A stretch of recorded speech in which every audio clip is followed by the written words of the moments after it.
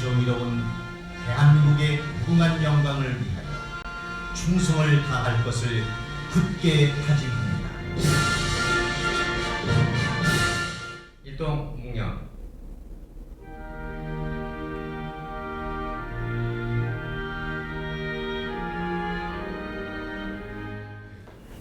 참여해주신 여러분들이야말로 진정으로 애국자가 아닌가 생각이 듭니다.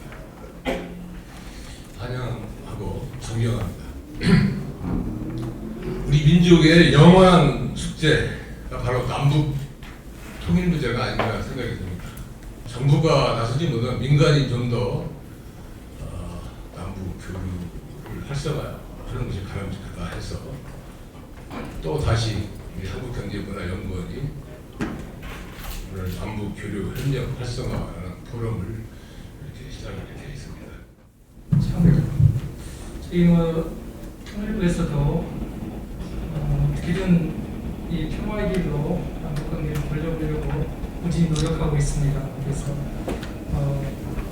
내일도 이제 장관님께서도 EU 가셔서 부장님을 뵙고 또 여러 가지 한반도 평화에 관련된 그런 길을 찾고자 노력을 하고 계십니다.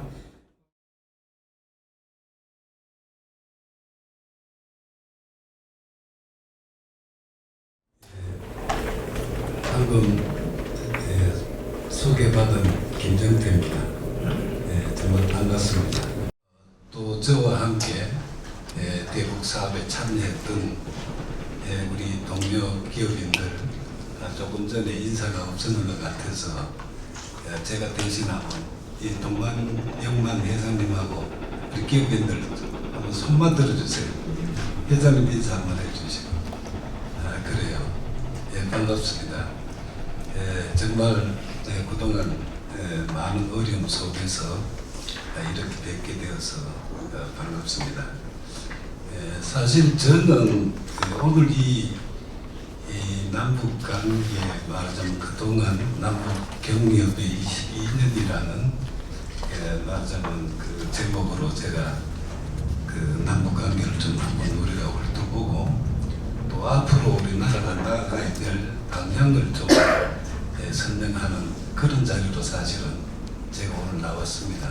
그런데 시간이 너무 협소하다 보니까 아마 그 시간에 이 내용을 다 얘기하기는 아주 어렵습니다. 그래서 아예 그냥 북한 관계 좀 말하자면 그 실물 경험을 했던 그런 그 말하자면 대북 관계의 어떤 전문가는 아닙니다만은 그런 의미에서 그냥 자연스럽게 남북 관계 얘기하는 것도 이 시간을 대신하고자 합니다. 요거는 남북 경협 22년 실적 평가입니다. 이건 뭐냐 하면은 우리가 일반적으로 남북 경협하면은 우리나라 국민 중에 90% 이상이 개성공단, 금강산 이렇게 얘기합니다.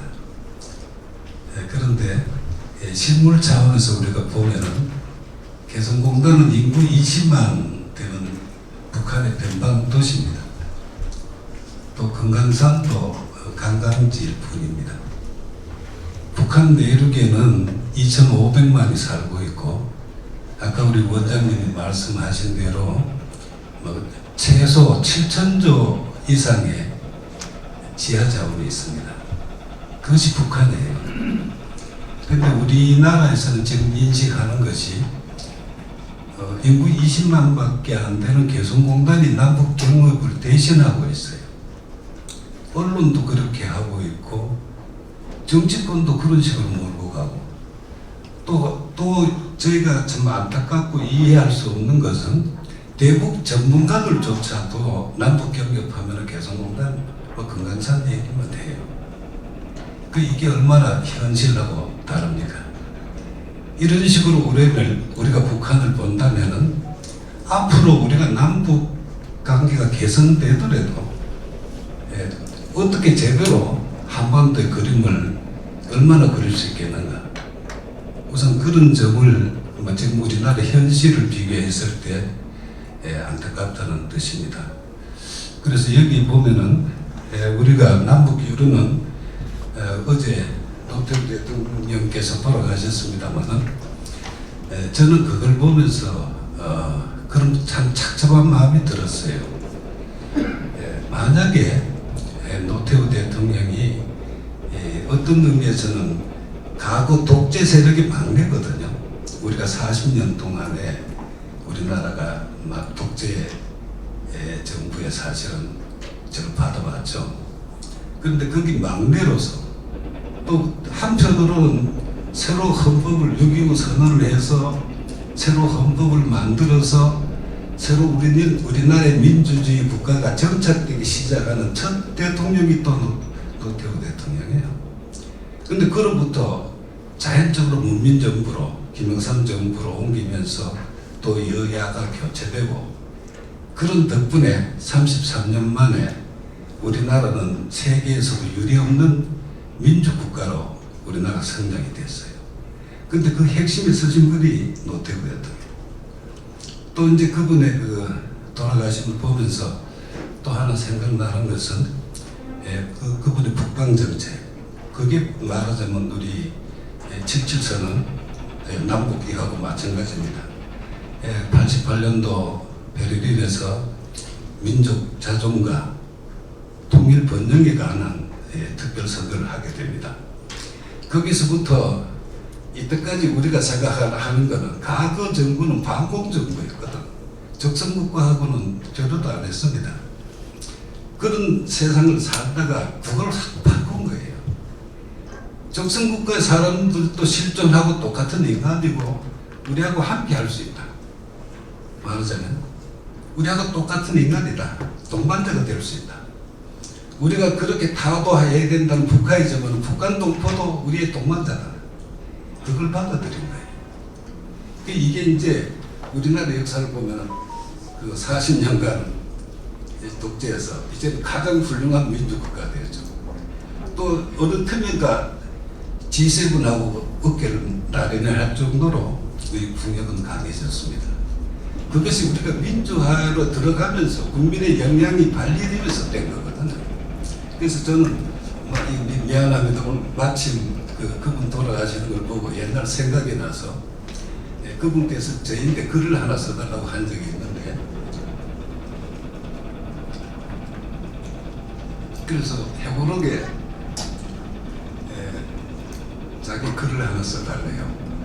그래서 나는 좀 총리도 아니고 또 유명한 사람도 아니고 내가 그런 글을 왜 쓰느냐 했더니만 내가 어디서 한 강의를 한번 들었대요. 연대에서 한 오래전에 거기서 자기를 제대로 표현해주는 얘기를 전해 들었대요. 그래서 내가 그게 꼭 필요하다. 그래서 그러면 수정 안 하면 내가 써드리겠다. 그래서 제가 물 대통령이라는 제목으로 F4용지 한 넉 장 정도의 글을 써서 보내줬는데 그걸 해보르기 싫었더라고요. 나는 내 뜻대로 글을 써도 되는 양이 된다 그래서 기록이 나는데 사실 그분의 그 인내하고 또 욕을 먹어도 참고 그러면서 이 국방 정책을 한 거를 나중에 저한테 얘기를 하셨는데 우리나라는 기본적으로 자원이 없는 나라예요. 또 자산도 없어. 그다가 남북은 갈라져 있어. 그런데 먹고 살려면 수출을 해야 되는데 수출해서 아무리 벌어도 이자를 못 갚아요. 우리가 식물경제 차원에서 보면 박 대통령이 돌아가실 때가 우리나라가 경제적으로 엄청난 외환위기에 있었습니다. 기름이 일주일치밖에 없었어요.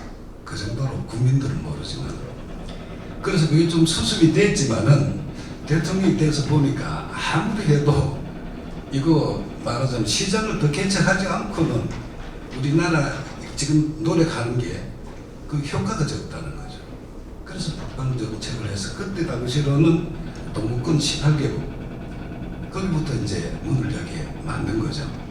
그러면서 이제 말하자면 그 사회주의 우리가 적성국가하고 이제 교육이 시작된 거죠. 지금 40개국 이상 다 거래를 합니다만은 그러고 나서 사실 남북관계도 우리가 북한이 말하자면 한 번도 평화가 없으면은 우리가 경제적인 성장하더라도 이것은 올바른 말하자면 뒤가 모래성이 될 수가 있죠.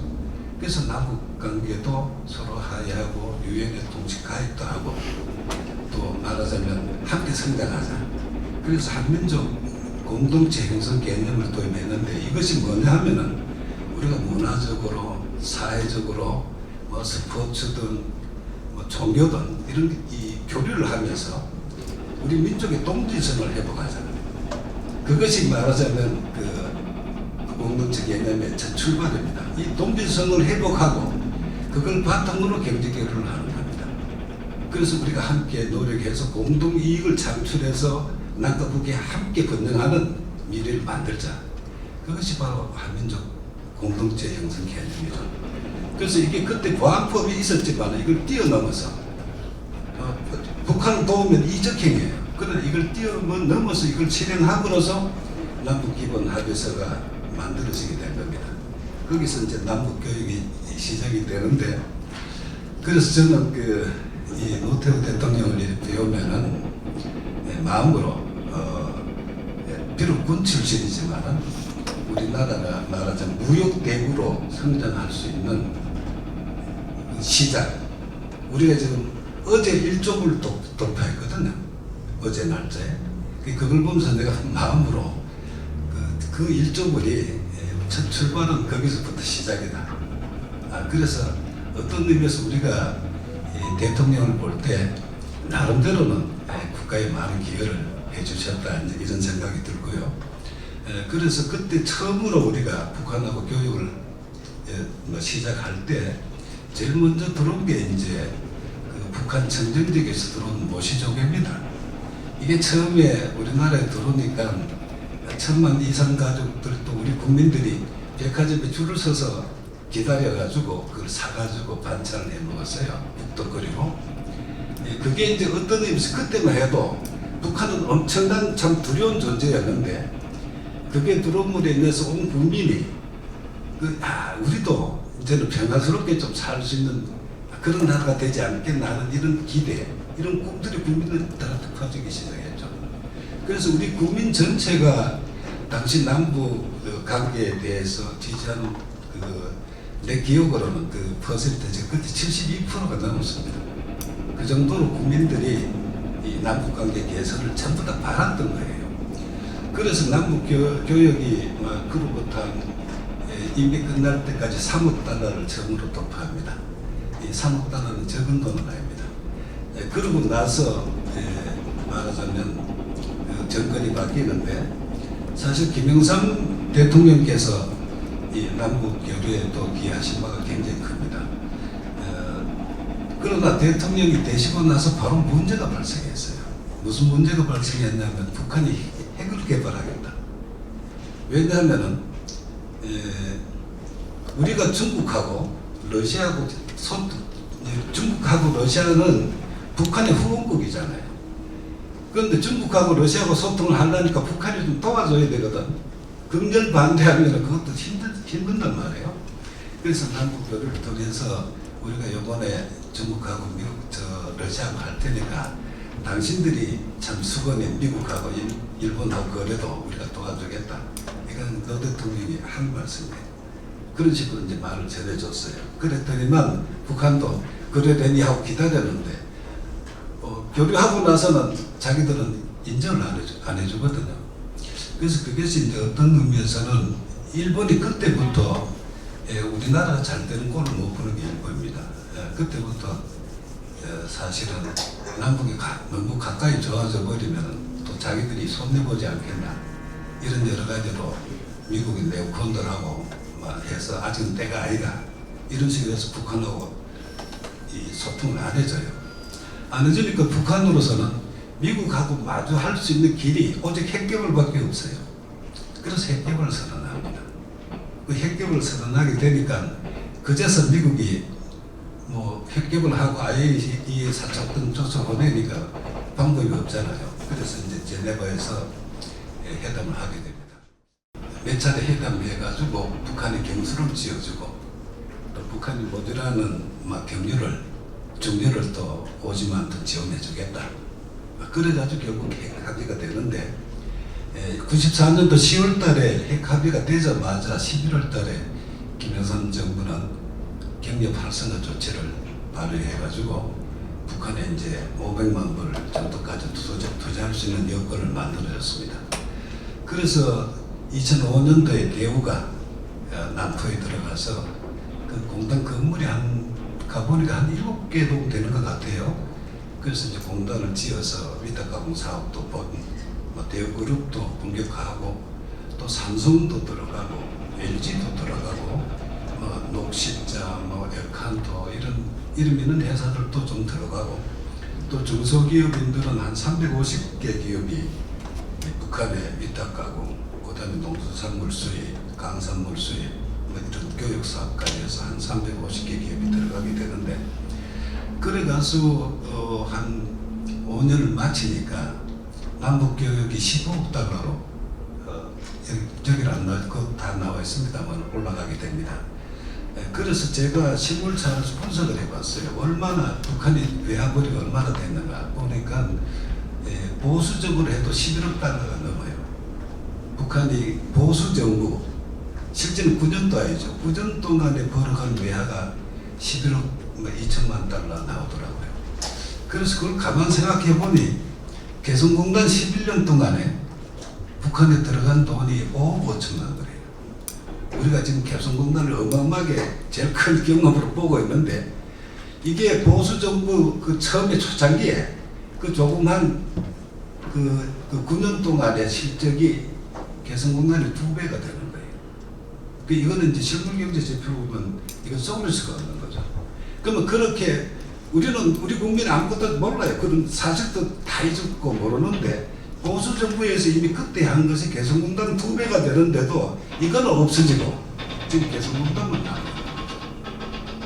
그게 이제 우리가 볼 때 우리 정부나 또 언론, 특히 정치권, 또 그걸 대북 학자들까지도 이때까지 그런 사실을 제대로 한 사람도 발표하지 않았다는 것.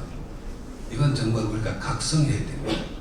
통일부도 오셨지만 이게 죄송합니다만은 사실은 이런 건 사실대로 알려줄 책임이 있는 겁니다. 여기까지 우선 제가 보수정부 얘기를 드리고요. 그러나 우리 김영삼 정부의 대북 정책에서 꼭 한 가지 기억해야 될 것은 사실 그때 남북 관계가 안 좋았어요. 첫째는 그 북한이 수재 났을 때 쌀을 15만 톤 보냈는데 그걸 이제 남포 앞바다에서 우리 태극기를 못 걸었어요. 인공기를 걸어놓고 쌀을 하역에 했어요. 그러니까 온 국민이 난리가 났죠. 왜 우리가 도와주면서 너 왜 인공기 거느냐? 이건 너무하지 않느냐? 너희들 해도 너무하다. 이렇게 해서 이제 저항이 많이 생겼죠. 그 다음에 이제 남북 정상회담 하다가 또 돌아가셔서 중단이 됐지 않습니까? 중단되고 나서 조문 사절 때문에 또 남북 관계가 그냥 국내외 전부 안 좋았어요. 그다가 가장 나쁜 거는 강릉 앞바다에 잠수함이 들어왔어요. 우리나라 땅에 잠수함이 들어온 거예요. 거기서 24명이나 되는 공비들이 내려왔어요. 그러니까 나라가 난리가 났죠. 그 공비들 잡는데 한 10만 명 가까운 우리 군인들이 3개월 추적해가지고 한 사람 배를 다 잡았죠. 그 정도로 남북 관계가 내부적으로는 지금 같으면 더 난리 나겠죠. 그래도 김영삼 대통령은 꾹 참고 한반도 미래를 위해서 남북 민간 경협만큼은 소재가 밀어줬다. 이걸 우리가 지금 꼭 기억해야 됩니다. 제가 이 분석하는 이유도 우리가 노태우 대통령의 그 미래를 내다보는 그런 해안도 중요하고 또 일관성 있는 대북 정책 이걸 이제 저희가 사실은 사실대로 알려드리는 그런 취지에서 이거 말씀드리는 겁니다. 김대중 대통령께서는 취임하시자마자 IMF라는 참 엄청난 그 국가적인 민원에 미국에 올렸습니다. 그래서 사실 그걸 수습하는데 모든 총력을 할 수밖에 없었죠. 그래서 이때까지 우리나라 산업이 따지고 보면 전부 꿀뚝 산업이거든요. 근데 저 꿀뚝 산업 가지고는 뭐 성장이 한계가 있어요. 그래서 김대중 대통령께서는 앞으로 산업은 이 많은 사람의 역량을 다 발휘할 수 있는 산업. 그래서 벤처기업을 그때부터 시작을 한 거죠. 새로운 우리 앞으로 나라를 키워나갈 쪽으로 첨단 산업, 벤처 쪽으로 이걸 하시면서 동시에 이제 그 IMF를 막아야 되죠. 그래서 그런 어려움 속에 있다 보니까 남북 관계는 뒤처질 수밖에 없었어요. 왜냐하면 우리 원화가 800대 1 하던 것이 큰 800대 1 하던 원화가 2000대 1로 떨어졌어요. 그러면 북한에서 상품을 생산하게 되면 거의 3배가 먹었거든요.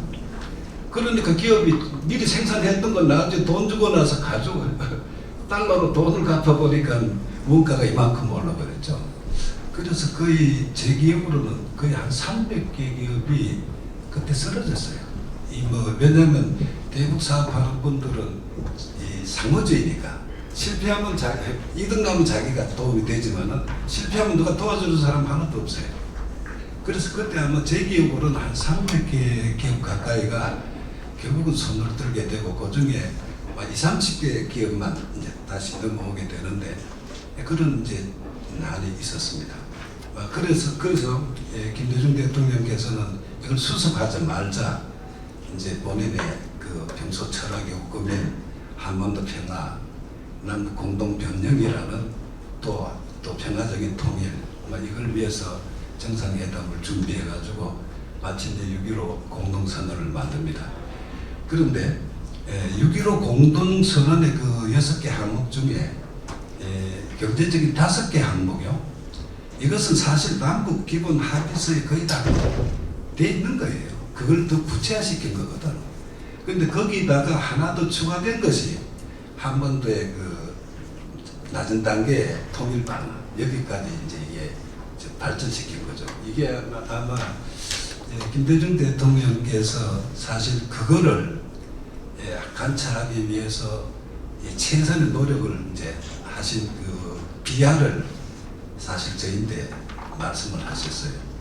이 시작부터 저도 참 별 인연도 없는데 이상하게도 참 그 독대하는 자리에서 그 말씀을 그때 아마 한 59분 정도 독대를 했는데 그 비하를 좀 말씀하시더라고요. 그래서 제가 사실을 아는데 그래서 그게 꼭 필요했다. 그래서 언젠가는 남북관계가 안 좋아졌다 또 좋아졌다 하더라도 나중에는 그런 형태로라도 남과 북이 함께 할 수 있는 그런 가능성을 위해서 이제 그걸 끝까지 했다는 그런 말씀이 있었습니다. 그래서 이 6.15 공동선언을 하고 나니까 이제 한반도는 모양이 달라졌습니다. 왜냐하면은 금강산 관광도 시작되고 있고 또 개성공단도 다시 이제 시작하는 걸 합의를 보고 이러다 보니까 해외에서 볼 때 남북 간의 그 말하자면 가장 격전지인 중부정선이 병력의 장부로 바뀐다. 이거는 이제 해외에서 볼 때는 엄청난 거거든요. 그래서 이런 것이 대외에 막 퍼지면서 한반도의 그 평화 프로세스, 지금 이렇게 얘기 못합니다만은 평화적인 이 기운이 굉장히 뜨게 돼 있었거든요. 그러니까 많은 그 경제학자들, 미래학자들이 한국 IMF도 잘 수습하고 이제 얼마 멀지 않아서 말하자면 아시아에서 가장 훌륭한 나라가 될 것이다. 아까 그 회장님이 말씀하신 여러 기업인들도 하는 얘기가 한국에는 그때는 그런 얘기를 백컬리 회장이나 이런 분들이 하셨는데 한국에는 북한이라는 성장 동력이 있다는 거죠. 다른 나라가 다 성장하다가 2만 3만 불대 되면 축축축축 쳐지거든요. 근데 한국은 만약 올라가도 북한이라는 성장 동력이 버티고 있기 때문에 더 올라갈 수가 있다. 그래서 어떤 면에서는 그게 이 북한이라는 성장 동력이 있어서 행운이라는 그런 취지의 얘기까지 이제 그때 나오기 시작했죠. 그래서 그만큼 이 한반도 평화는 우리 민족에게 소중하고 중요한 점이다. 그래서 그런 취지로 우선 그거는 김대중 대통령은 마무리하겠습니다.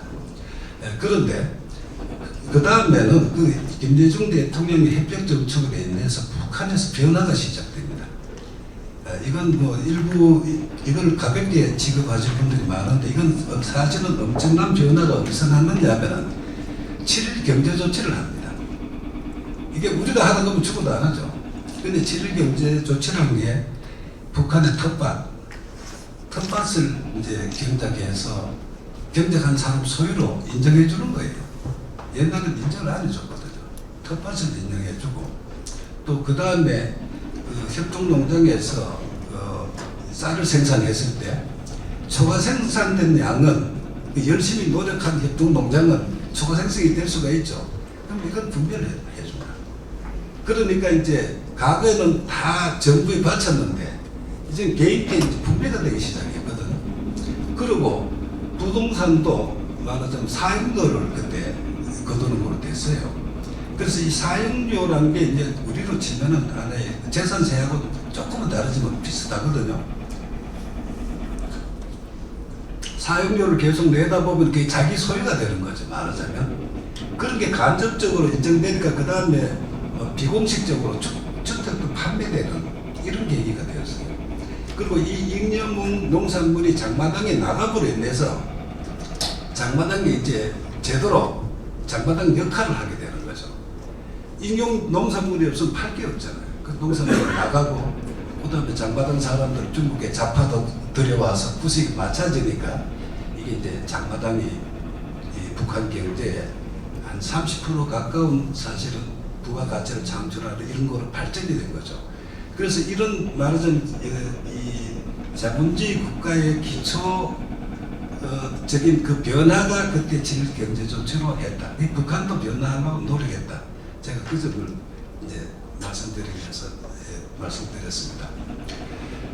뭐 그 외에도 그 김대중 대통령께 대해서는 뭐 할 말이 많지만은 또 대부분 잘 아시니까 그다음으로 노무현 정부 얘기를 조금 하겠습니다. 사실 노무현 정부가 탄생하고 나서는 남북 관계가 참 초창기엔 참 힘들었어요. 왜냐하면은 북한이 핵 개발을 선언을 했거든요. IAEA 사찰단 쫓아보내고 다시 이제 핵 개발을 선언했는데 그걸 우리가 제가 현지에서 북한 간부들하고 얘기를 나누다 보면은 그 사람들 생각은 캐도를 이제 우리나라가 13억 달러 가까이 들여서 그 기초 장비를 다 했습니다. 지금 그 수원 실장님이 그때 현장 책임자로 가셔가 다 했는데 본체를 넣으려니까 이제 미국이 반대를 한 거죠. 그러니 미국이 왜 반대하느냐? 아니 북한이 쓰러질 줄 알고 그 약속했지 이거 넣어줄 생각 안 했다는 거죠. 그래서 이걸 이제 안 넣어줬습니다. 그러니까 북한 입장에서는 경수로가 돌아가면은 거기에 나오는 전력으로 강산지대나 이쪽에 개발을 해서 다시 외화도 수입 올리고 노동력도 올리겠다는 그런 계획을 쭉 가지고 있었는데 아무리 기다려도 본체가 안 풀었단 말이에요. 그게 결국은 그러면서 쌀이나 도와주고 그게 결국은 뭐 없애기한테 먹을 거면 주면서 우리를 결국은 몰락시키는 거다. 우리를 이제 함락시키는 거다. 북한으로서는 그런 판단을 한 것 같아요. 그러다 보니까 그때 서문전 지도했죠. 또 군부에서는 뭐 이제는 미국도 믿을 수 없고 다 믿을 수 없이 핵을 만들 수밖에 없다. 핵 만들자. 그래서 이제 북한이 핵을 시작을 한 것 같아요. 제가 이제 대학에서 느낀 게. 그래서 그 켈리 차관보고 미국 가서 경수로 우라늄탄 터뜨리고 북한 가서 경수로까지 중단을 하게 되니까 북한이 핵 개발을 선언을 합니다. 그런 상황에서 노무현 대통령이 이제 대통령 대사가 대북 정책을 하려고 보이. 자 이거 뭐 북한 핵은 개발한다고요. 이걸 막을 방법도 없고. 그래서 아마 상당한 고심을 했지 않겠나 저는 그런 생각이 듭니다. 그래서 하신 게 결국 포용전 대통령이 해주기를 바랐어요. 바랐는데 되자마자 기사함을 그렇게 좋아하는지 개성공단 증서를 폐기시키는 걸 제일 먼저 했어요. 대통령 되자마자. 그러니까 이제 그 폐기 시킨다는 소리 듣고 그 다음 날인가를 내가 평양을 갔어요. 그게 제가 평양 마지막 간 날인데 갔더니만 막 욕을 발대제 같이 하더라고요. 이제는 두고 봐라 말이지. 그러면서 그 다음부터 이제 남북관계가 이 공산주의 국가는 기싸움은 우리보다 훨씬 우리는 양반 아닙니까? 우리가 하나 내주면 그거는 두 개 엄청 붙이게 돼 있어요. 또 하나 내주면 그것을 또 더 엄청 붙이는 거예요. 이게 공산당 저거거든요. 그 사람 수법이에요. 그러니까 기싸움은 절대 안 됩니다. 아무리 없어도. 그러니 이제 그때부터 악순환이 시작되니까 북한에서 봤을 때는 이 참에 그냥 핵무기 그냥 다 실험 다 해가 완성해버리자. 더 삐칠 거 없다. 그래가지고 2차, 3차, 4차, 5차 핵실험 막 해들어가 버리고 또 말하자면 소형화까지도 결국은 하게 되잖아요.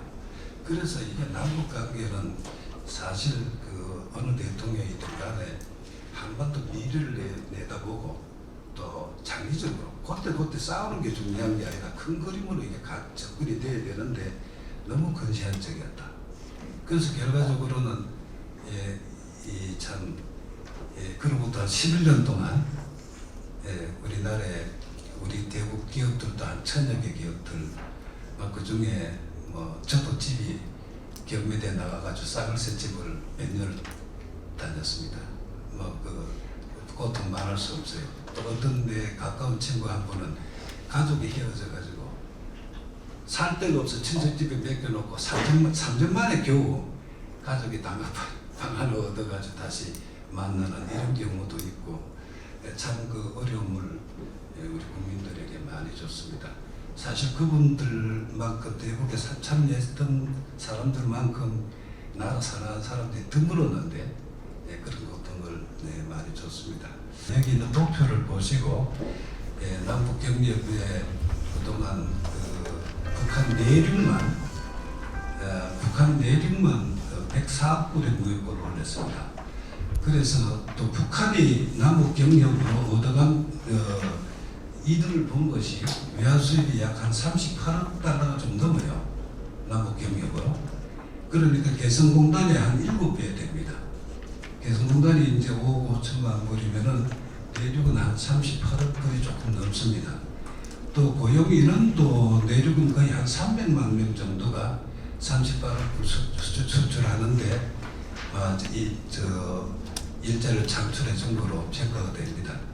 그래서 이렇게 큰 이 남북 이 경협을 아무것도 아니고 없는 줄 알지만은 개성공단보다는 7배나 더 큰 규모인데도 불구하고 여기 대한 그 정부의 대북 정책으로 이런 게 반영이 전혀 안 됐습니다. 그래서 제가 앞으로 만약에 참 한반도가 다시 남북관계가 개선될 때 그걸 저는 그렇게 믿고 있습니다. 왜 그러냐면은 우리나라는 이미 그 세계 강대국입니다. 우리나라 국방력은 우리가 6위 그러지만 이미 일본까지도 추월할 수 있고 중국까지도 동북공주도 막을 정도의 우리나라 국방력이 강해져 있습니다. 또 북한도 마찬가지로 북한의 이 국방력이 저거 장난 아닙니다. 소형화 다 돼 있죠. IRBM, ICBM 다 돼 있죠. SLBM도 돼 있죠. 또 초음속 순환 미사일까지 이번에 성공했잖아요. 그러면 저 정도면은 이건 자유세계도 이거 함부로 못합니다. 그래서 지금 저희가 볼 때는 남과 북이 가지고 있는 하력이 너무 커요. 2차 대전에 미국을 비롯한 연합국하고 독일, 이태리, 일본 이거 다 훔쳐도 지금 남북이 가지고 있는 하력보다 하력이 더 커요. 그러다 보니까 이 좁은 덩거리에 이렇게 큰 하력이 있다 보니까 이제 전쟁이 이제는 날 수가 없는 것 같아요. 이거는 역사의 흐름이고 저는 하늘의 명령이라고 생각합니다. 지금 전쟁이 나면은 이거는 승리를 하는 게 아니라 전부 우리 민족 파멸밖에 할 게 없거든요. 그래서 그것이 제가 참 문재인 정부 들어서고 두벅두벅 이 국방력을 11위에서 5위까지 6위까지 올리는 걸 이래 보면서 저는 참 마음으로 참 이 어려울 때 그 참 좋은 대통령이 나를 잘 이끌어 주는가 그런 생각을 하게 되는데 그건 우리 큰 차원에서 보면 그렇습니다. 북한이 아무리 핵 맞고 처음에는 저가 더 센 줄 알았어요. 불과 몇 년 새에 지금 보니까 저가 센 게 아니거든요. 그 결과적으로 이제는 저가 더 개발할 게 없어요. 해봐야 이제 한계에 도달했거든. 예, 그러니까 이제는 한반도는 전쟁 나면 저 파멸이기 때문에 그걸 좋아할 정책하는 없어요. 그래서 이제는 남북 관계가 화해가 될 시기다. 새로운 이제 변화가 될 시기다. 이게 아마 나는 역사의 명령이고 흐름이다. 저는 그렇게 생각을 합니다.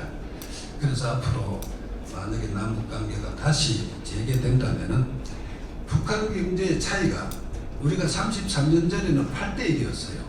북한은 1000불대고 우리는 3600불이었어요. 근데 지금 우리는 이미 선진국이 되고 3만 불이 넘는 선진국이 되고 북한은 아직도 1000불대예요. 그래서 이걸 내가 금년 기준으로 계산해 보니까 50대 1 정도예요. 북한이 한 40조, 우리나라 돈으로 보면은 우리나라는 원래 2000조가 되거든요. 그러니까 50대 1까지 격차가 났어요. 이 격차가 너무 나니까 불안한 거예요. 이거 우리가 그냥 해서는 안 된다는 거죠. 이제 이 격차를 줄여줘야 우리가 다시 한민족으로 만들 수가 있는 거예요. 이 불안성이 있으니까. 그래서 군사적으로는 이제는 전쟁은 날 수 없으니까 함부로 전쟁 우리나라 언론들 북침하면 며칠 만에 된다 이따위 소리 하는 사람들은 그거는 참 반역자예요. 그렇게 말하면 안 돼요. 절대로 그거는 그런 걸 언론에 실는 사람도 정말 그건 나쁜 사람들이에요. 그래서 실제 이제는 갈 길이 경계밖에 없는데 그러면 옛날처럼 NGO 보내가 도와주고 뭐 이거 북한에 통하지 않습니다. 이제는 하려면은 우리가 삼성이 베트남 가듯이 우리나라 제조업이 들어가서 제대로 북한의 기술도 가르쳐주고 우리가 필요한 제품을 다른 데 주지 말고 북한에서 키우고 또 뭐 첨단 산업도 나중에 필요한 거는 키우고 이렇게 해서 경제를 키워야 됩니다. 그래서 남북 무역을 1조 달러로 만들어야 됩니다. 뭐 그렇게 되면은 남북 무역을 1조 달러 만들자는 거예요. 우리가 거기서 말하자면 5천억 정도 가지고 공장을 만들어서 생산하고 또 그걸 가져오면은 또 그만큼 사가가니까 그런 정도로 우리가 함께 경제를 키운다면은 제가 이 3,300억 불 프로젝트를 만들어가지고 계산을 해보니까 2060년도에 북한이 한 3만 불까지는 올라가더라고요. 그래서 3,300억 불 프로젝트가 뭐 하나의 아니지만 이걸 가지고 하면은 2060년도에 3만 불 되고 우리 투자 대비 68%가 가동이 되는데 이게 이제 100% 가동되는 2070년도가 되면은 북한도 4만 4천 불대까지 경제 성장이 가능하다. 그러면은 우리가 통일병이 전혀 필요 없는 거죠. 통일병을 우리가 할 필요도 없고 경제 성장으로 이제 함께 잘 살게 되면은 더 좋지 않는가 그런 마음이 듭니다. 아마 그런 앞으로 꿈이 이루어진다면은 그때 되면 세계는 제가 예측하는 바로는 역시 미국과 함께 우리나라가 세계 최고 부국이 되고 또 지금 선진국보다는 자원이 많은 러시아, 땅이 큰 러시아, 또 그다음에 기술과 자원이 있는 호주 이런 네 나라 정도가 앞으로 세계를 이끄는 그런 시대가 오지 않겠나 저는 그런 생각이 들었습니다. 예, 아무쪼록 감사합니다. 두서없이 말씀드렸는데 고맙습니다. 감사합니다.